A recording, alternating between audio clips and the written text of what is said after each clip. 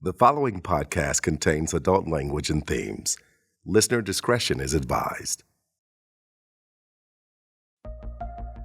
On this podcast, we cover a lot of the hot topics, like addiction, mental health, religion and cults, xenophobia. The list goes on. But here's the thing. Not every major issue makes the headlines. Some of them are hiding in plain sight, not necessarily due to apathy. We like to believe people are inherently good. Most of us would line up down the block to adopt a pet or feed a starving child across the world. These crises are visible to us through promotion and PSAs or grant-funded advertising. But what about the struggles that aren't as sexy as adopting a puppy or building a school in Haiti? What about the issues that don't get the airtime, but that are happening right next door, impacting so many more people than we would imagine? Today, we're shining a light on the hidden problems and the invisible people. Find a safe space and turn up the volume. These folks are going there. Taboo topics are back on the table. Hello and welcome back to another Season 3 episode of the Going There podcast. In today's edition of People Who Give a Damn, we have a couple amazing people from the community who are going to help us shine a light on the societal problems that are going on that people don't seem to understand or even know exist. So let's introduce our panel, starting with one of my new best friends of all time, Carla. Hi, I'm Carla Bayonnet, Executive Director of Adult Guardianship Services. What's the elevator pitch? What is AGS? What is Adult Guardianship Services? Adult Guardianship Services provides third-party guardianship to people who are indigent in our community and have no one to advocate and support them. And of course, we're going to dig way deeper into that. But with no further ado, we also have to introduce our last-minute great addition to the episode, Beth. Hi, I'm Beth Wills. I am a retired public school teacher, and I currently run the volunteer program at the Northeast Ohio Women's Center in Cuyahoga Falls. And what kind of services does that? It is an abortion clinic. That is such a hot... It is a very hot topic lately, yes. We've done 2 episodes on abortion on this podcast. Both seasons we've done one, and both of them are about the stories and the things that women go through, but also the data, like the Turnaway study and things like that, that growing up in the evangelical world, like myself, you heard the opposite. You didn't hear stats, you heard anecdotes that were dressed up as stats. So I think what you do is really important, regardless of what your political stance is on abortion. I don't think anybody wants old white men telling women what they should do. Regardless, like I understand pro-life, but I think what you do is really important. Thank you.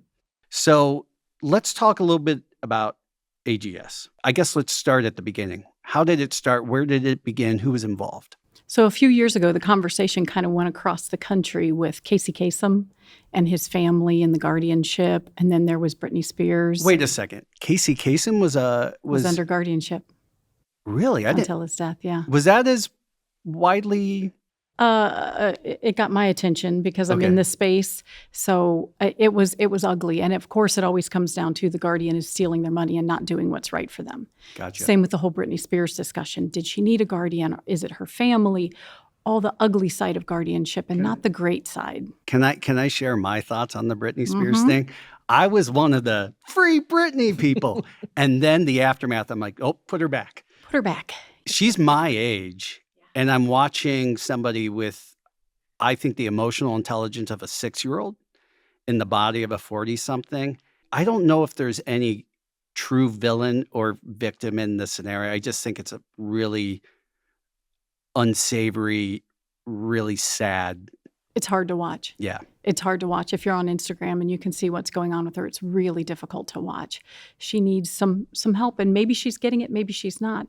The key to that is we don't have the whole story. We didn't have the whole story before, and we don't now. Right. Because she had a guardian, and they were managing it and taking care of it. Now, the guardian, who was her father and the estate, that's different than what you guys do, correct? Yes. 2 types of guardians, guardian of person and guardian of estate. or one person can be guardian of person and estate. So it depends on if it's a family member, if it's a court-appointed guardian through a third-party company, or if it's an attorney that someone's hired to be the guardian. So it depends on what they manage. All of our people are indigent. Every single one of them, indigent, on Medicaid, and adjudicated as incompetent. So time goes on, these kinds of cases become more popular, and people start to realize there's two types of guardianships. Yeah. And there's a need in the community because the court will do the estate guardianship and the legal services and the money and all of that, correct? Correct. But nobody is looking out for them when it comes to like healthcare decisions and other things. Exactly. Well, the court has one purpose, adjudicate them as incompetent, to make that determination. They use the physician's information and then the testimony from the person themselves because they're invited to the hearing. They're given an attorney if they can't afford one, and they can come talk about it. So that works out really well, and then the judge makes the decision to adjudicate them as incompetent. The judge's job is not to give them a guardian. That application has to be submitted with a guardian attached to it, and that's us. That's where we get the referral, and we come in with a third-party guardianship. And so AGS, which is Summit Counties in Ohio, that's the services. Who was the spearhead of that? Judge Eleanor Marsh Stormer and some other community advocates. We're thankful because Summit County is a great safety net for the community. People come here because of the wonderful services that we have. But the judge really led the fact that we had a volunteer program under the court, and that was great, but that we needed a little bit more. And that was still under the court. That was still under her direction.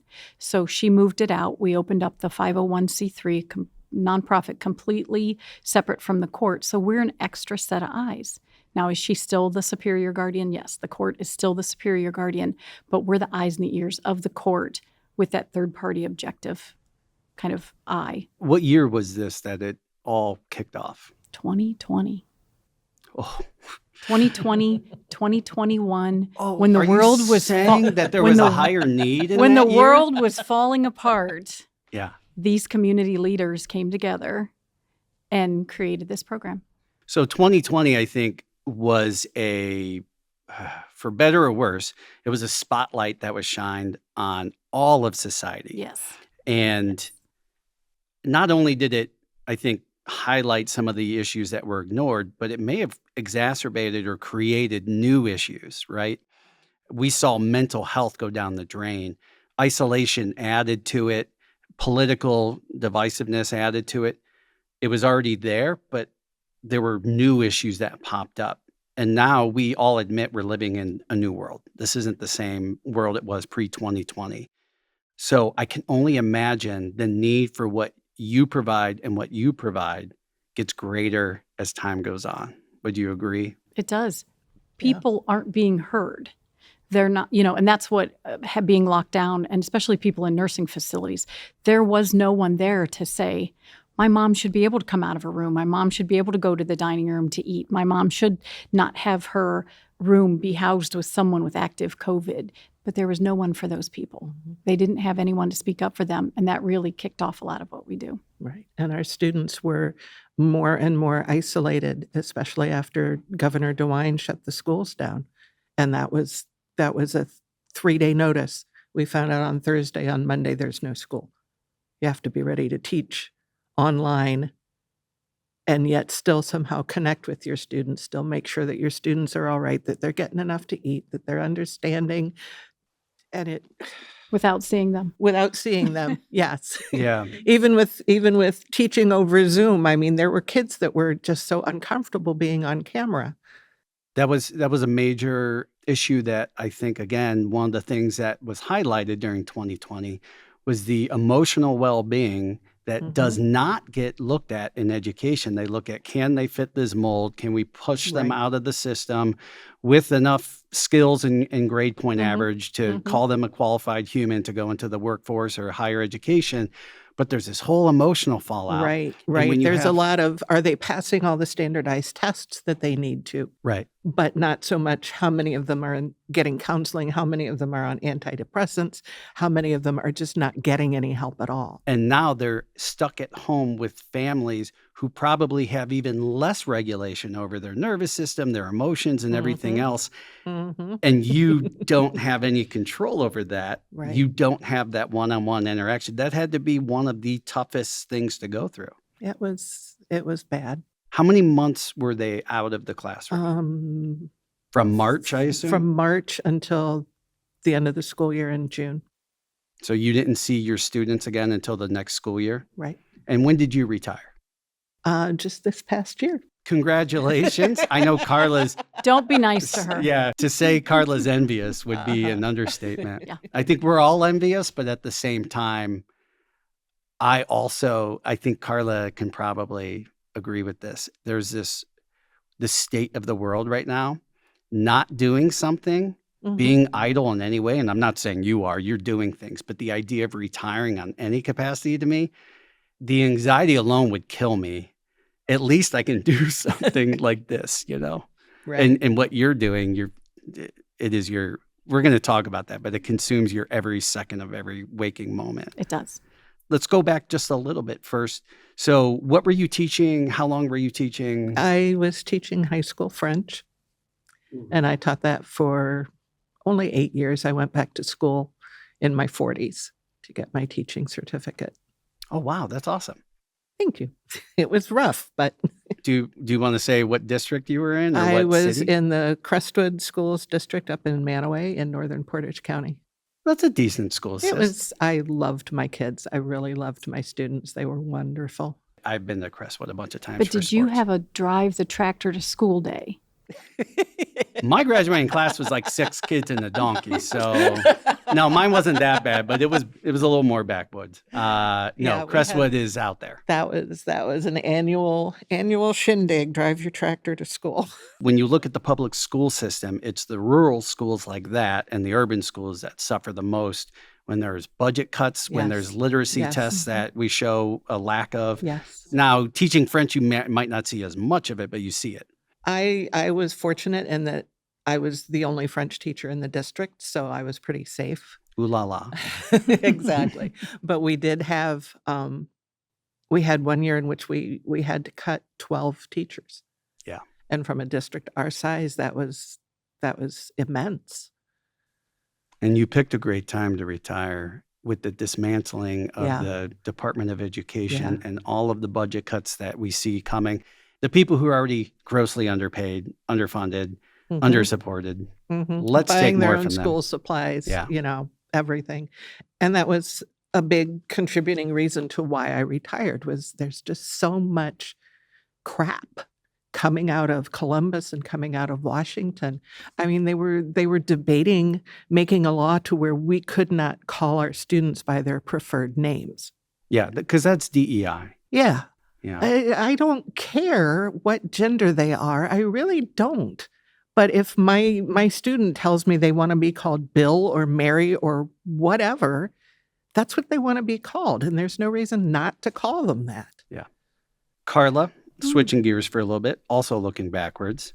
I'm sure you've been the same Carla for many years, but you used to have a corporate job and be part of the rat race and everything else. Sort of, yeah. So for the previous to this role, I was 14 years with your local area agency on aging, which really is kind of a corporate environment because it's a well-oiled machine. It really is, to helping people over the age of 60 to get services in their home. It's important to understand that care in a nursing home is primarily paid by Medicaid. Medicaid dollars are your dollars, they're my dollars. So if we can keep somebody in their own home with their own rent and their own insurance and their own water and gas and electric and food, that's the best place to be. And it's probably where they want to be. So your local area agency on aging administers a few programs that makes that possible, that they can be safe and remain in their home with services. Not everyone needs to go to a nursing home. Right. So that was a good role. I appreciated that, but had a real calling to kind of do a little bit more, to be more of an advocate for not just those 60 and over, because I was often got a call for someone who was 52. I had nothing to offer someone who was 52. And that's difficult.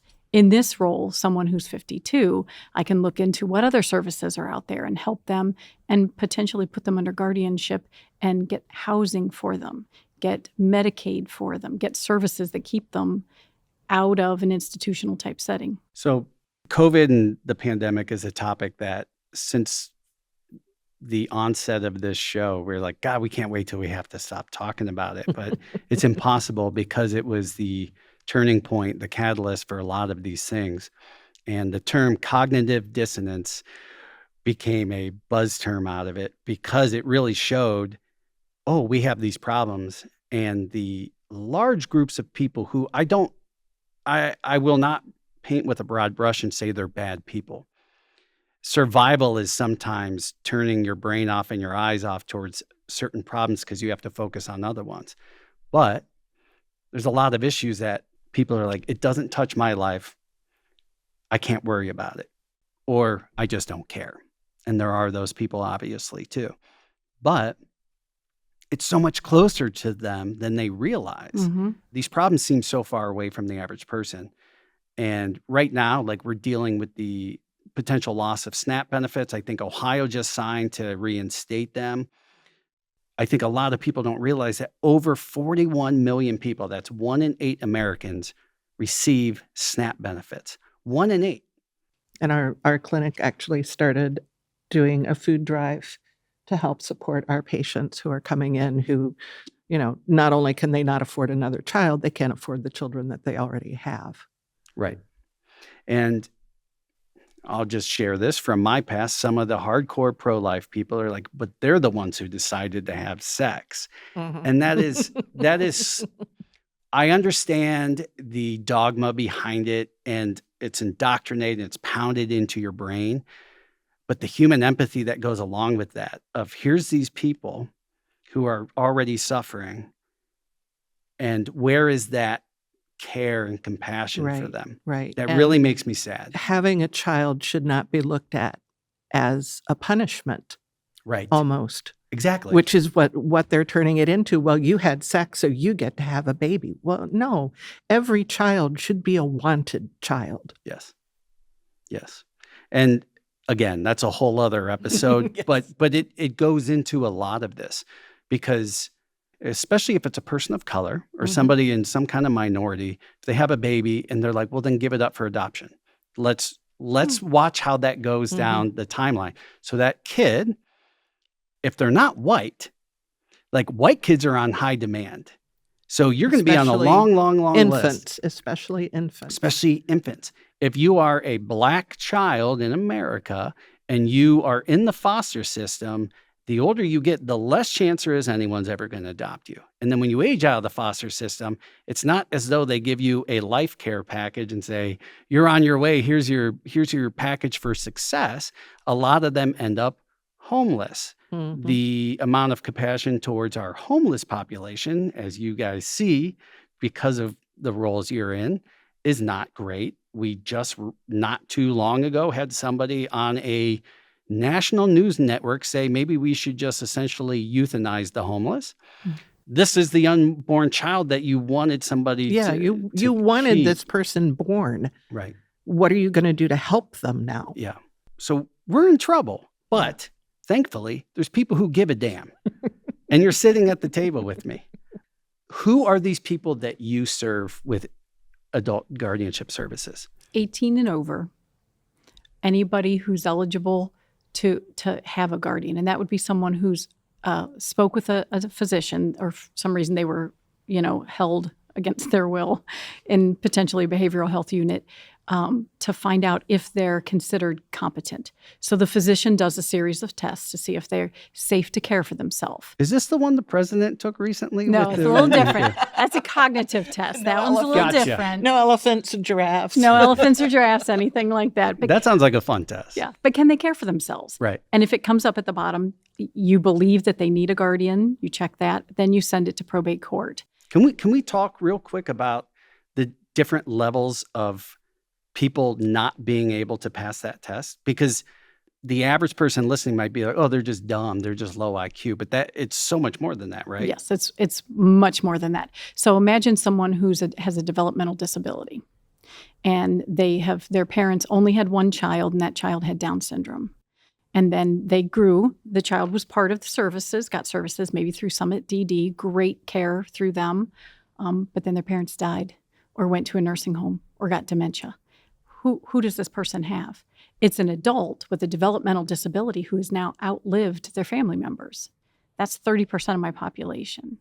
70% of my population is a dual eligible, someone who has gotten dementia and has a mental illness. And I use the term mental illness and not mental health because when I say mental health, that's a real positive spin on it, which is great in some circles, not in my circle. Like mental health means there's some kind of proactivity happening. You're doing great. Everything's great. You have mental health. But if you have mental illness, you deserve care, just like if you had a cardiac illness or cancer or some other form of illness.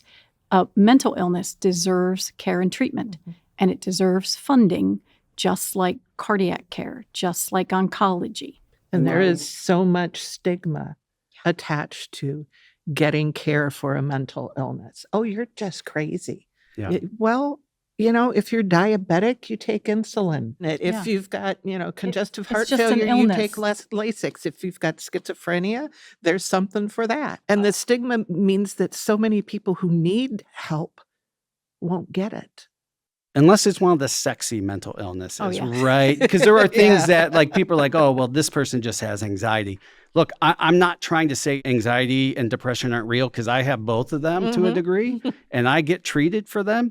But in some ways, it's gotten better where there is some acceptance of this, where it's not just people being whiny. Because back in the day when we were all kids, it was like that kid's just you're being anxious, a you got a dick. test today, suck it up. Yeah. But now, okay, I understand you have some emotional stuff, but there's a line there where it starts to get past the point where it's like, that's too much to deal with. You're just nuts. And people sometimes fall back on mental illness, especially the fun ones, the more sexy ones. And they say, oh, my anxiety. They hold it like a badge because then I can make excuses for other things. Yes. Like saying inappropriate things by calling it was just my anxiety. You don't own the anxiety. A person that I work with, her and I talk about it a lot. It's a cloud. It's a cloud, and sometimes it's hanging over you. But sometimes you can let that cloud go away. Don't own it. Don't follow that cloud and stay under it. Let it go. Yeah. Look for the sunshine. Find ways, and that's through medication and counseling and services. Find the open skies and the sunshine. Don't hang on to it. It's not yours. You don't own it. Let it go. And so we have to be careful that's when we talk about mental health. That's mental health. Is just my anxiety. I have it. I've named it. Now I'm mentally healthy. Something that you have resources to do something about it. Right. Yeah. So it's different. It's way different than my schizophrenia. No one walks around saying, "Oh, I have my schizophrenia made me make a bad decision." No, they're schizophrenic. Well, they might, but they're probably talking to themselves. They're talking to someone and else. I'm not, of course. What I love is, Beth, you seem very similar to Carla. Carla and I will be talking. We have been friends for a very long time. The people who care the most and who deal with this have such a great sense of humor about it because you're not punching down, you're not laughing about it. But we just made a joke about what it's like to be schizophrenic, not because who cares about this person suffering, but like there is that sense of humor that is a survival skill under there. And it's humanizing these people. Yeah. Someone with schizophrenia is a human. And they deserve care. Yeah. And they deserve friendship. And love. And love. They deserve all of that, just like everyone else. And we would tease with everyone else. They don't want to be, no one with a mental illness wants to be treated differently. They want to live their life to the best that they can, the fullest that they can. Right. And usually they don't want to be ill. Yeah. They're not doing this because they think they're going to get some kind of benefit out of it. Well, I can go on disability if I'm depressed. No, nobody wants that for themselves. No one's trying not to work and make $941 a month for the rest of their life. Yeah. That's not really enough to live off of. No. That's the ugly part of where politics and policy impact what we're talking about. Because the people who don't, essentially, old rich white man, those are my words, don't want dollars taken out of their pocket. And so they sell to the rest of the community who is healthy, or at least has the image of health, that these people are just lazy. These people don't want to work. And these people are just going to spend any resources we give them on drugs and alcohol. That's true. Yeah. It is when you are uncared for and you're unmedicated, you don't have resources, and drugs are available to you, you may use a substance to quiet those voices. You may drink to stop hearing them. You may start self-medicating, and now you're in addiction. You can't just walk away from it. They don't have the resources or the ability to just walk away from being on fentanyl or using meth. They don't. So now they use substances to get well. And that kind of sounds crazy. No one's using these substances to get high. They're not out there having the best time of their life. Right. They're trying to get well enough to function. They're just trying to find survive. food, to find housing, something for today. Where am I going to sleep today? And I tell everyone, look around where you're at. Where are you going to sleep tonight? If I took everything from you, I'm going to put you out in the parking lot. Where are you going to sleep? This is a busy road out here. What business are you going to sleep behind before you get run off? Everybody's got cameras. It's cold tonight. It might rain. All you have is what you carried in here today. You're living your best life, aren't you? On your $941. That gets you into a hotel for 8-9 days? Maybe 10 days? Out of a month? Out of a month. Not counting on food. You don't get any food with that. So I'd love to play devil's advocate. So I'm going to play the bad guy. Okay, that's fine. But should we give them any benefits or any care if these people can't even stop doing the drugs? Yes. Yes. And we should then give them resources and people to help them. Yeah. There's programs out there and resources and some amazing social workers to help these people. We know you're doing this substance. Now here's a program. CSS, amazing work. They have an amazing group. What does CSS stand for? Community Support Services. Right. In Summit County. They do an amazing work to help people get in, get off these substances, get their medications administered right there, and then go to counseling and get help. It's right on the bus line. They reach out and communicate to them. Yep. It's wonderful. They do great care, and we're thankful for them in the community.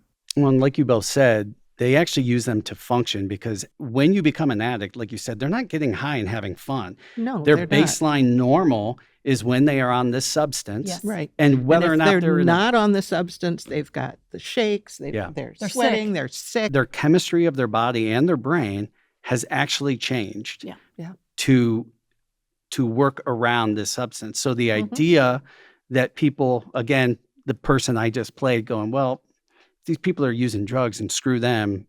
It's like they are using drugs no differently than you take Advil or anything else, but they are addicted to this thing. Yeah. So now it is if you are on a daily medication, I'm not saying it's the same from a health standpoint, but from a physiological standpoint, like you are dependent on this substance. Yes. And they're still human beings. My husband is a big fan of that live police patrol show. And every once in a while there's somebody on there that they're talking to who is obviously out of it, obviously addicted, not getting his drugs, whatever.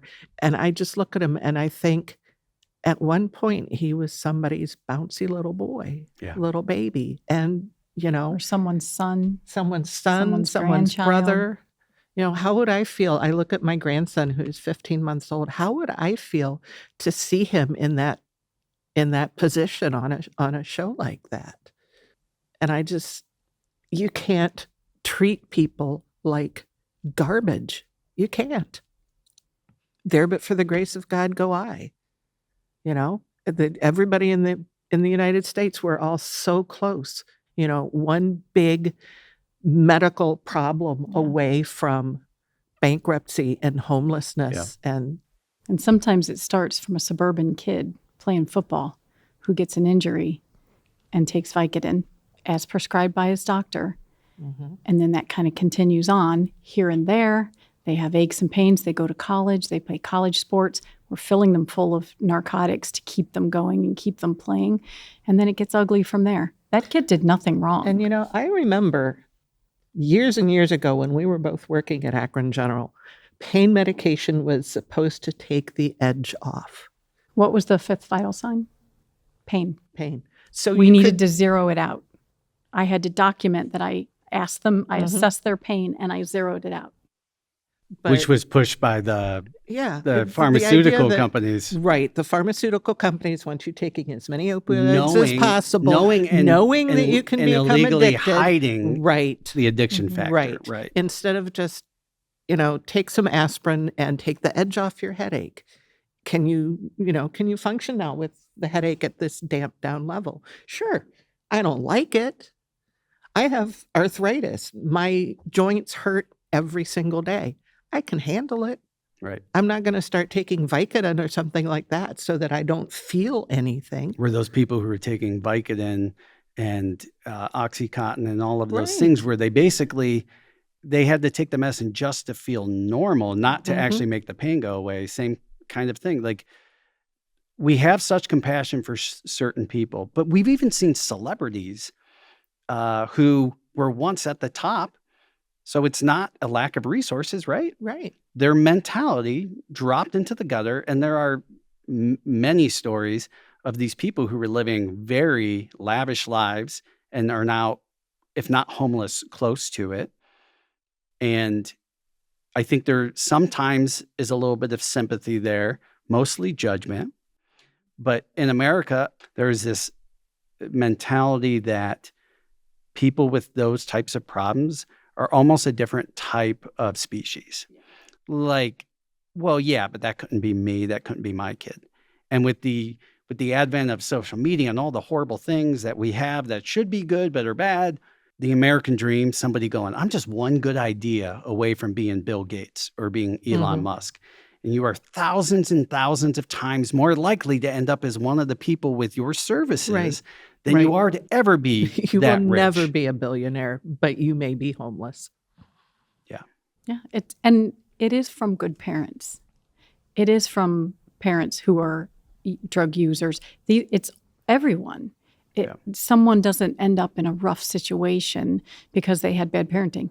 Yeah. They didn't end up in a rough situation because they had a traumatic event. There's a lot of reasons why. Some people had good parents. So what you're saying is they didn't deserve it? They didn't deserve it. Wow. Amazing. Absolutely didn't deserve it. Amazing. God isn't smiting them for their evil acts? Right. That is not the truth. Wow. So this must be an easy fix because I'm assuming Medicaid and Medicare pay for all of this. Wouldn't that be awesome?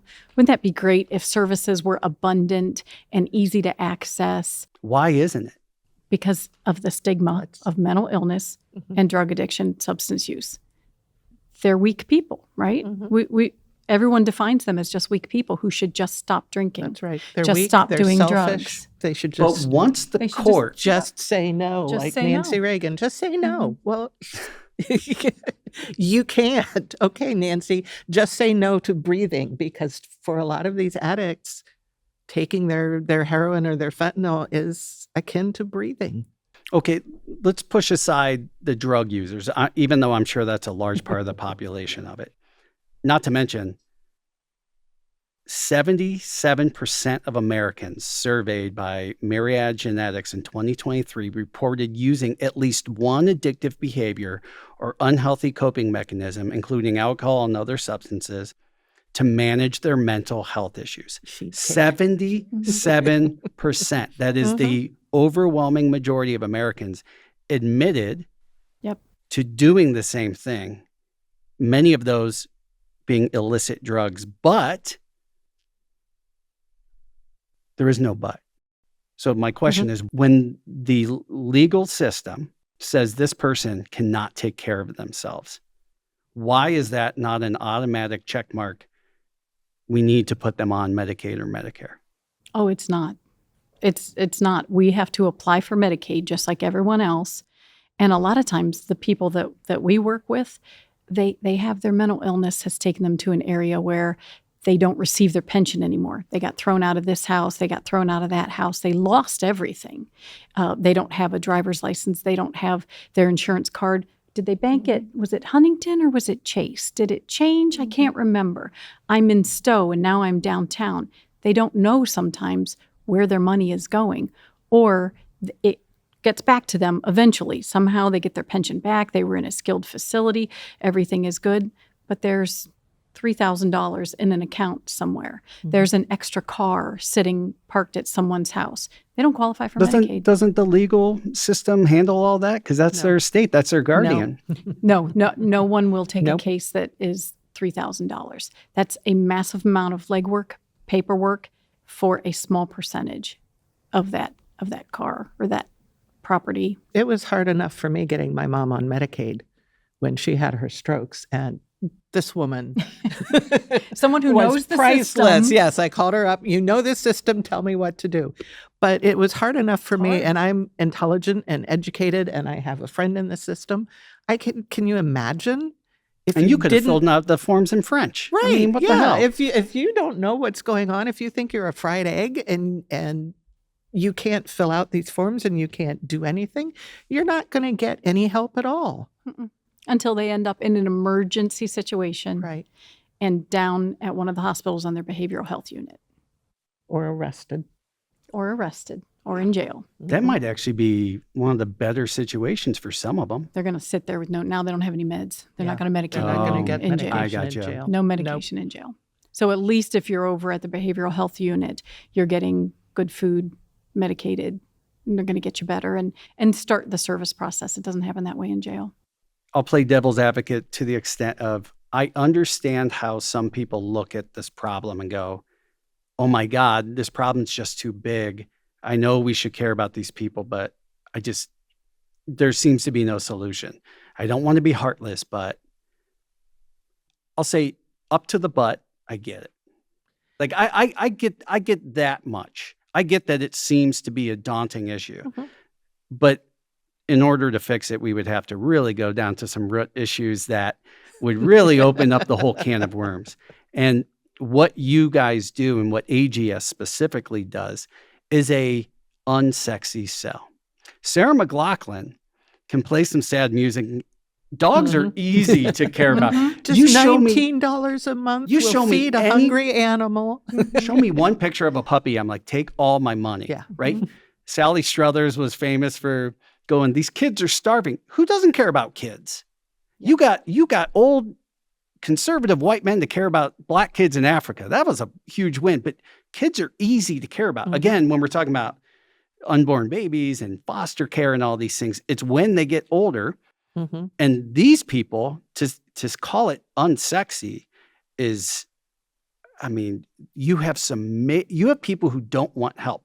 Anyone who's dealt with people with mental illness knows they don't even want your help. In fact, the more you do for them, sometimes the more they hate you and yell at you and all of those things. I was fine all by myself until you came along, and That's why I think what you guys do, you might be a special breed of human, and the people who do that volunteer work, because, I have people in my life over the years who have mental illness. And for example, one person, I would reach out, and the more love I showed, it was like, fuck you.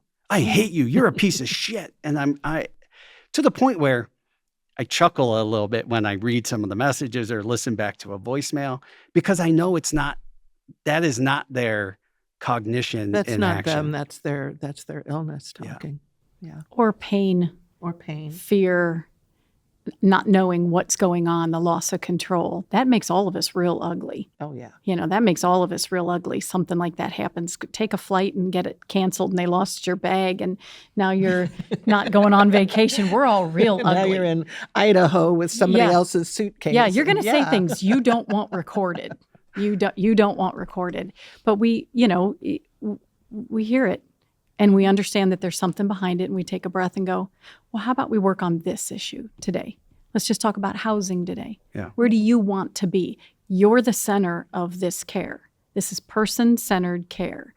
Well, then there's always a pause. There's always a minute that they back down and they think, well, you're not going to tell me what to do.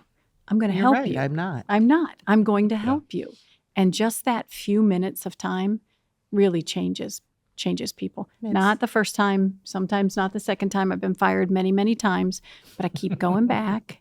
I keep going back. My favorite's Mr. Nelbert. Nelbert, keeps yelling at me and telling me how stupid I am and what an awful person I am. And then if I don't pick up his call, he leaves a voicemail that says, "You promised to be my friend." So I call him back. Mm-hmm. I call him back.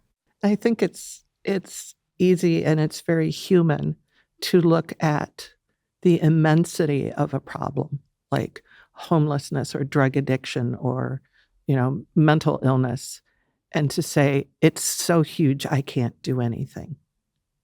Anything I do is going to be a drop in a bucket. Okay, well, you know what? Eventually the bucket will fill up. So give your drop. Give your drop. And you don't have to fix every problem. You can have, maybe a specific cause that you're interested in. I really like animals, or I really like babies, or I really, and you pick a cause and you pick a group to support, and you pick an area where you've got skills and where you've got some passion and some care and some concern and some wanting to make it better, which is why I'm at the Women's Center. Women have been women's empowerment, women's education. I worked at Legal Aid years and years ago and did a lot of work with domestic violence victims. And so women's rights are one of my passions, one of my buzzwords, one of my things. Now, I could get involved in foster care and take care of children, or I could get involved in environmental stuff because, of course, I'm, concerned about the impact that we're having on our environment and on climate change. But I could also completely overwhelm myself. Yeah. So I have chosen to stay with, education and women's rights. And those are the two things that I care passionately about and the two things that I can actually do something. And so why do you, Carla, care about this thing that seems like you're a masochist for doing it? I tell people all the time, when you see someone on the street corner, when you see someone who's laying down and they're like, why do you talk to those people? And I have the same thing every single time. Those are my people. Those are my people. Those are those people that need someone to make eye contact and smile and say good morning and not just act like they don't exist and walk by them like they're ghost people. Just say good morning. Just say hello. Just sit down beside them and offer to sit and eat with someone. Don't do that grand gesture where you use your phone and you take a video of them giving them some food. Just sit down and have a sandwich. Can we do an episode on that at some point? The social media heroes? Yeah. If it's not recorded, it wasn't done, right? Yeah, you didn't help anyone. We've got a couple at the clinic that GoPro everything, themselves yelling and screaming at these women coming in, and they post it up on their social media to show how great they are, what good Christians they are. Look at, we're helping these women. A woman on potentially the worst day of her life, and Right. you just traumatize her that much more. Right. Again, Exactly. even if you are anti-abortion, I understand the stance of not being, for abortion. I get it. get that. I get That's that. fine. Don't have one. But- But to come out here and and yell at make the women. someone else miserable. And we get, teenage girls, underage girls. We get Girls who rape likely victims. We know- get rape victims. Right. We get incest victims. You're yelling at a 14-year-old whose father raped her until she got pregnant. That's not a good Christian in my book. That's not a good human being in my book. Yeah. You suck. I agree wholeheartedly. Obviously, without specifics. Mhm. Can you share a few examples of some of these people? You've told me about some of these things that you could probably do an entire series on the types of services. So right now I'm rewatching a show, and it was very similar to certain cases that you've talked about where you have the people in the circles of these people aren't always looking out for their best interest. A lot of them are, but they don't have the capacity. If somebody in my close family was one of these people, I would say, I'm not that kind of caregiver. This is not the kind of thing that I'm equipped to do. Yeah, we have family members who can't be the guardian. They just can't. Sometimes being a guardian for your parent is difficult. It's really difficult because you flip the roles. They've always parented you, as you know, and then you have to become the caregiver for them. And that creates a lot of anger, a lot of resentment, a lot of wasted time, and space. And that hurts. And then also the other way, you have a parent who has a child, maybe 32, 33, with a severe mental illness. You never get to stop being the parent of them, telling them what to do. As our children age and they become adults, we parent differently. We parent an adult, and that lets them take off and be independent. But when you're the guardian of that child, they're going to continue to fight back over and over and over again. You're not a bad parent. It's like your teenage years forever. Forever. It's those rebellious teenage years for maybe someone that had a traumatic brain injury at the age of 14. They have a mental illness or they have a developmental disability, and their mental age is much lower than their chronological age. So how do you keep parenting them at that tough time forever? Right. Forever and ever until you get old. Right. And I'm parenting my mother. Yeah. With vascular dementia in a nursing home, and I'm the parent. That is such a Mom, sad you need thing to watch. you need to change your clothes a little more often. Mom, can we get your hair washed? Mom, can we do that? Yeah. Sometimes we can step in as the guardian and make some difficult decisions and set some rules and boundaries, and then that person gets to then just be daughter. That, sometimes that works out. I've learned so much talking to you and some of the other guardians, but one of the most interesting dynamics that I had never even considered is what if it's the spouse who suddenly becomes incompetent? And you brought up a point that it was like, never thought of this in a million years. Can somebody without a working brain, essentially, consent to sex with their spouse? And that actually comes up. It comes up a lot. It came up just today. If I were let's say I were the husband and my wife suddenly had dementia, this is the person who I love, where lusting after them is not a bad thing, but the idea of them not being able to consent to it. Right. Mm-hmm. Now, and not that long ago, America was like, well, wives can't not consent, right? Right. But the reality is like that comes up. Especially when she needs additional care. She needs 24-hour care and has to be moved to a facility. Does he get to still go and spend time with his wife alone with the door closed? No. That's heartbreaking. I mean, So that's being hard. unable to consent is the same as saying no. Right. So that's a Whether hard it's thing. because you've got dementia or mental illness or because somebody found you drunk behind a dumpster. If you cannot acknowledge what's happening, that's a no. And if you are the spouse in the situation who is still together, if you were to divorce and leave that person or start dating or doing anything else, which is a very understandable series of events, the type of ostracism that would happen within the family unit and everything else, that is just one of those situations that is not fair for anybody involved. Yeah. And you lose more than just your spouse that you lost to dementia. You may lose your children. Yeah. You may lose your friends because you did choose to divorce her quietly. Maybe not say anything to anybody. Everyone finds out. Somehow gossip goes like crazy. Oh, yeah. They find out that you divorced her and now you're out dating someone else, but you probably still love her. You probably would give still anything love to her. get them back. Yeah. Yeah. Yeah. And Yeah. it's heartbreaking. It's heartbreaking. And there may be some cases to where she has dementia, but she feels better with him and him holding her. How do you determine if that's consent or not? Is there a way for you to share high level the story without giving any specifics about the woman who gave away a lot of money? I can, yeah, because it's a common situation people don't even know is common. That again made my head explode. It's heartbreaking. We had a call from a blue-collar gentleman, always worked, owned his own company. He likes to call himself a gearhead. He can fix anything. So great guy. He worked outside the home, owned his own business his whole life, worked a little under the table, so his Social Security's pretty low. It's pretty low. But he's a great man, had a wonderful wife. They lived together, never had any children. She took care of the home. She worked outside the home to get benefits so that they had health insurance. And they did that their whole life. They get to their 70s and it's time to retire. She retires first because her memory maybe just isn't as good. Being a little forgetful here and there. He recognizes it. No big deal.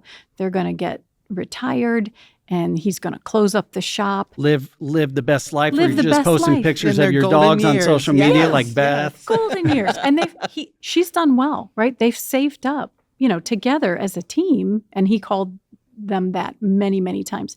As a team, they had a nice little nest egg. Yeah. They had a nice little nest egg. House is paid for. Everything's really great. And then he finds a foreclosure notice on the house. At the age of 70, his wife had gotten scammed in one of the romance scams and gave away everything they had, including the title to their house. The title to the house they got back because you can't just give a title away. She thought she could. But she gave away the entire nest egg. To stop the bleeding, he had to divorce her. He had to. Mm-hmm. He had to save any money that they had and get money away from her. And now he needs to figure out what to do. So everyone he checks with the bank. Well, the bank immediately calls the police, right? He has stolen all of her money and divorced her. That's what it looks like from the outside. And as he likes to say with a tear in his eye, I met her at 14 years old and I've loved her ever since.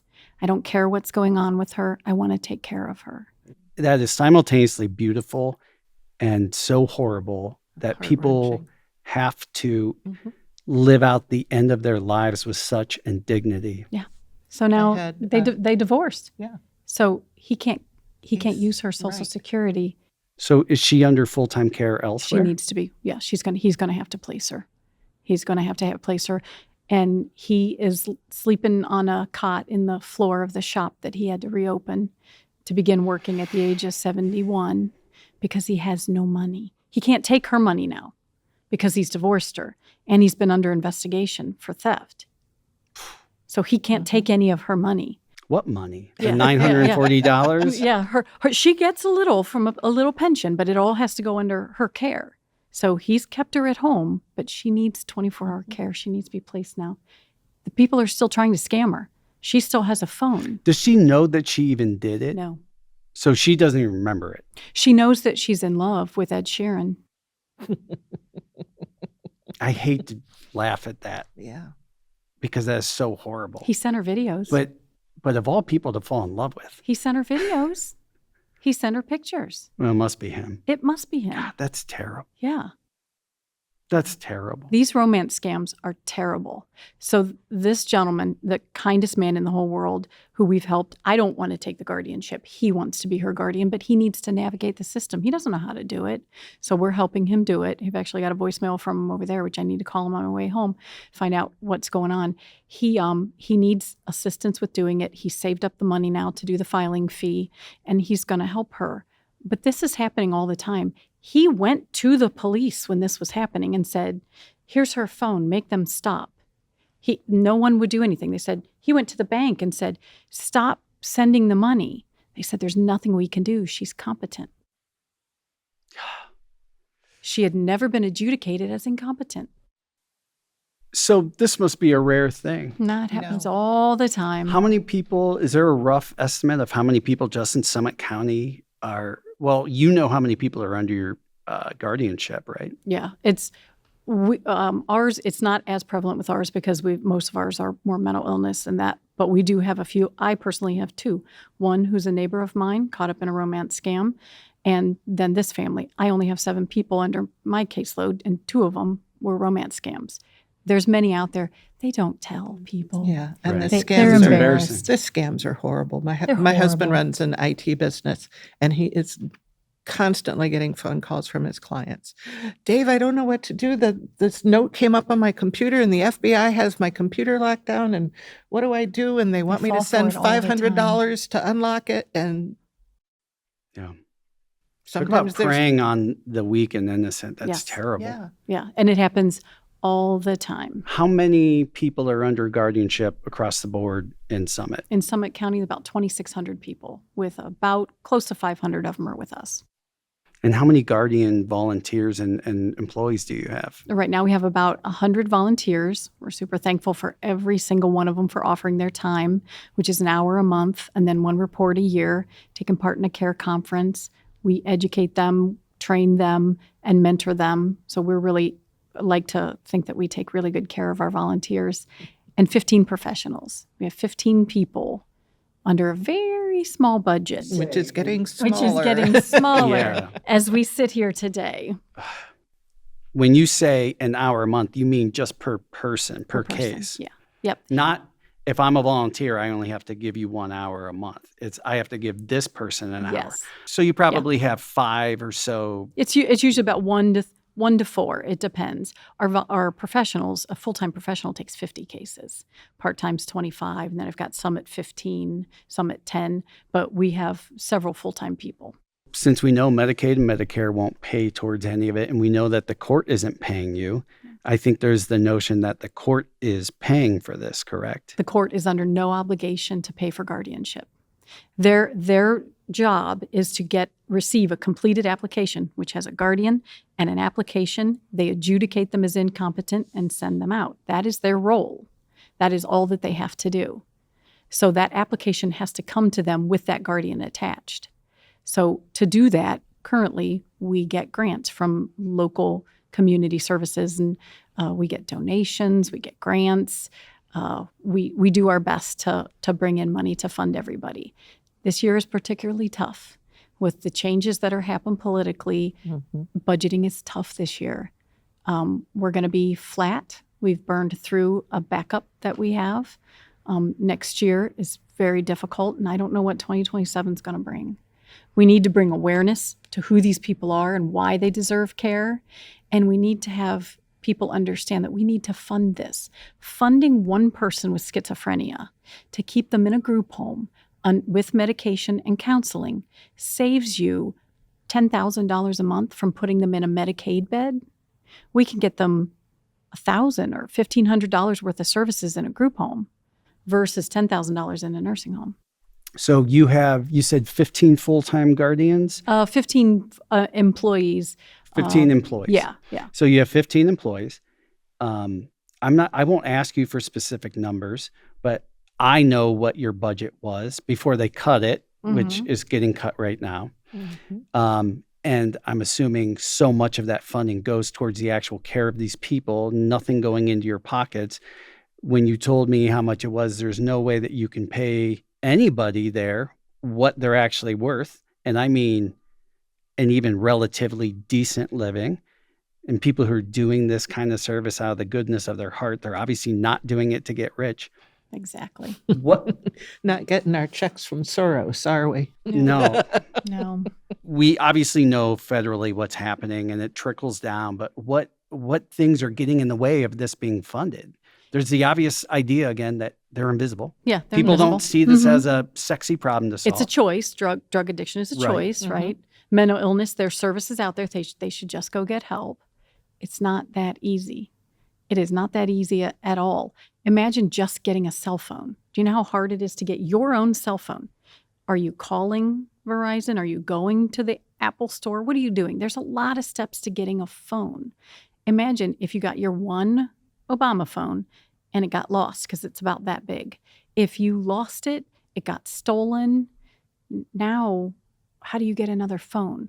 A phone links you to the internet. Well, then they can just go to the library and use the computer at the library. It would be great to go to the library and just use the library. Have you been there and have you seen all the wonderful kids that are there using them, playing video games at the library? Mm-hmm. I love it. I'm glad they're at the library.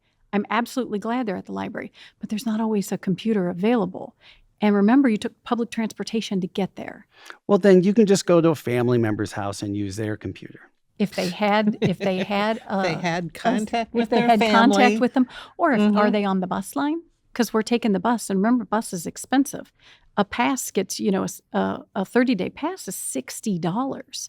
We only make $941, and $60 of it's going to go for your bus pass, which again may be lost, may be stolen, because everything you have is carried in a backpack with you. Well, then they must have done something to anger God. Mm-hmm. Yeah, that's what it seems. That's what it seems. But there's services out there for them. So there are people out there if we can just get them to those proper services. And that is through the homeless hotline, through mental health services. There's some really great, sometimes they can call and find out when the bus is coming. Have you ever tried to take a public bus? That thing's hard to figure out. You're looking to figure out what time you can get picked up. What if you miss the last bus out and you're at the library? You know where you're sleeping, not at the Haven Arrest. So all of your You're at the grants bus. are from local? Local. Why aren't there federal grants for this? Because it's not a federal problem. It's a local problem. It is seen as a local problem. So they're not federal citizens dollars. of the United States. They're just residents of Ohio and Apparently. Summit County. Apparently. Yeah. They're just, it doesn't rise to the level of need for federal programs. Are there services like AGS around the country that you're aware of that do the same All at a type of local thing? level. Yes. And they're all at a the lot of them local have level. county boards. They're mostly county boards or for-profit companies where an attorney has opened a for-profit company and will do it that way. There's a few nonprofits like us, not many. There's not many. One good thing about Judge Stormer is she understood that we need to be different. What's currently going on throughout the country, it isn't working. So let's do something different. And that's why she wanted to start this nonprofit, so we can figure out how to do this and get money and have everybody support it, yet we're independent. And independent gives us the ability to start selling a service. What service do we have that we can sell? And that's what we're looking into now, is there's got to be some form of a service that we can sell to help the community. So we're currently working on a clinical guardian partner program to where we partner with hospitals and nursing homes to be that dedicated guardian for their facility, so that we know how they work. We become part of the clinical team, part of the care team. We make decisions for them based on the individual because they know them better than we do. They've lived at that nursing home for 3 years. They've had the same aide for 2 years. They know them more than I do. So we can give person-centered care based on their needs. Some people want vaccinations. Some people do not. I personally get vaccinations. That's, for me, that's my choice. But I have a ward right now, a young man, his family, he doesn't as much, he's nonverbal autistic, but his family, who are unable to be his guardians, feel very strongly to not have vaccinations. So that's part of his support system, right? He's not in an institutional setting. He is younger. He doesn't have chronic illness. So that helps me decide that we will not be vaccinating him this year. His support system, who are very kind and very loving people, but for one reason or another cannot be the guardian, they're here and they help him. But they have a lot of fear because he is autistic and all the discussion about vaccinations going around. They have a fear. They have a fear that the media gave them. Right. Why would I upset them? They are part of the support system. Sure. They are him. Yeah. What can people do in our community to help your cause, and these things that are happening?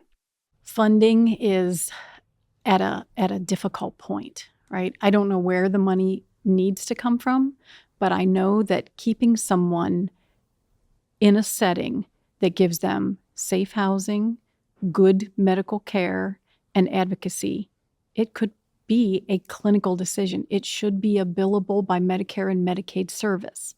Why is it not? If I can get them to the doctor and get 30 days of a medication, I can keep them out of a nursing home for potentially months after they do something incredibly stupid and end up in the emergency room and over to a nursing home. What we do saves Medicare and Medicaid money. It advocates for the proper care for them where they're not getting it now.